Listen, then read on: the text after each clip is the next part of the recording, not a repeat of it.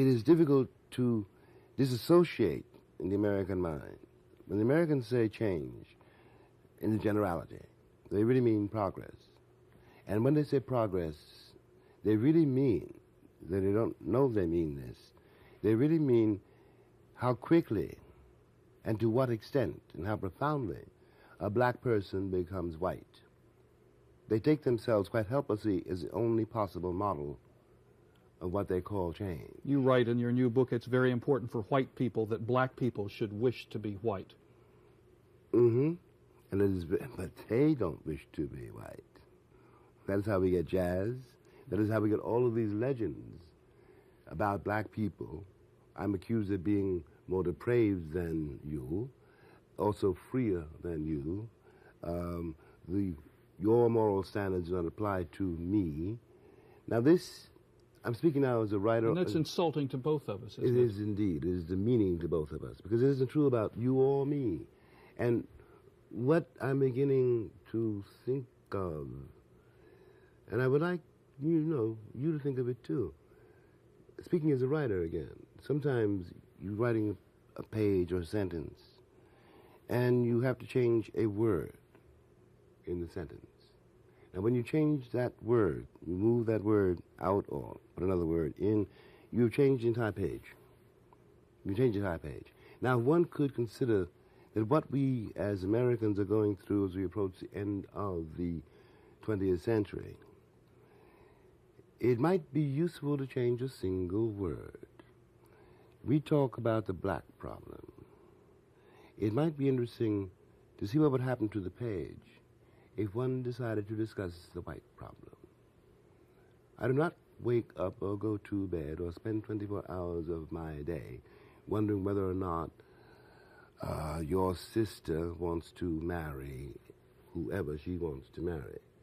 I'm not obliged to, in one way or another, justify my existence by pretending that you are something that you are not.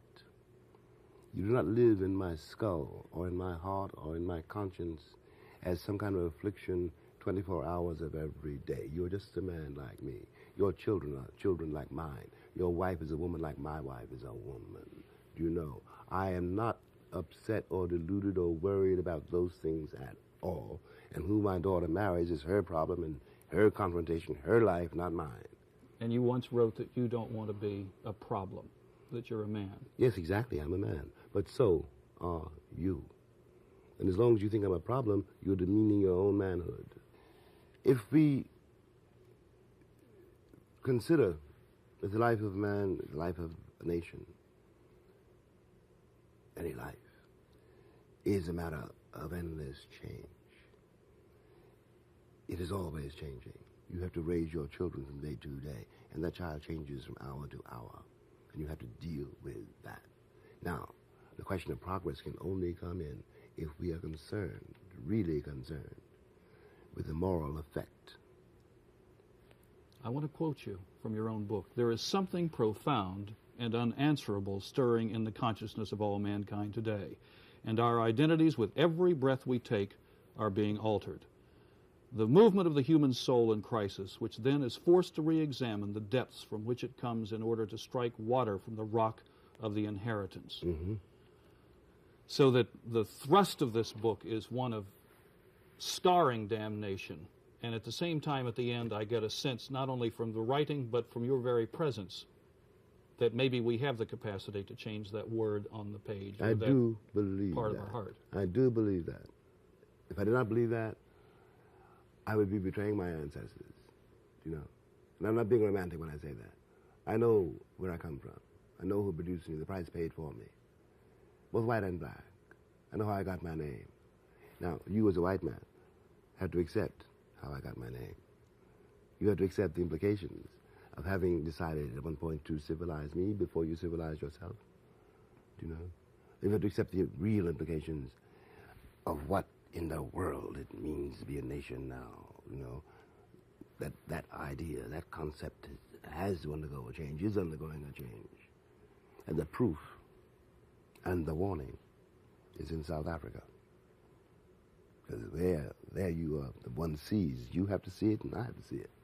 the real meaning of the journey called a civilizing mission. This is what it was about.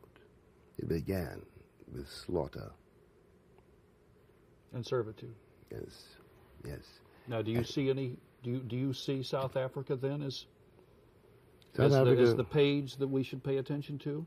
Oh yes, because we're connected. The entire Western world is implicated in South Africa, which suffers from the same delusion the Americans suffer from. They too thought it was a white country. The point I'm trying to make in the book is that however this slaughter came about, it says something terrifying, to me terrifying, and about the state of what we call race relations in this country. What I call terror, what I call paranoia.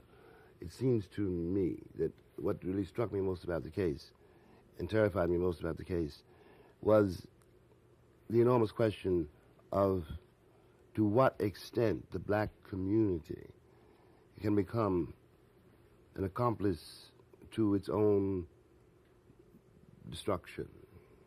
To what extent? Because it is very difficult to be a black American. It is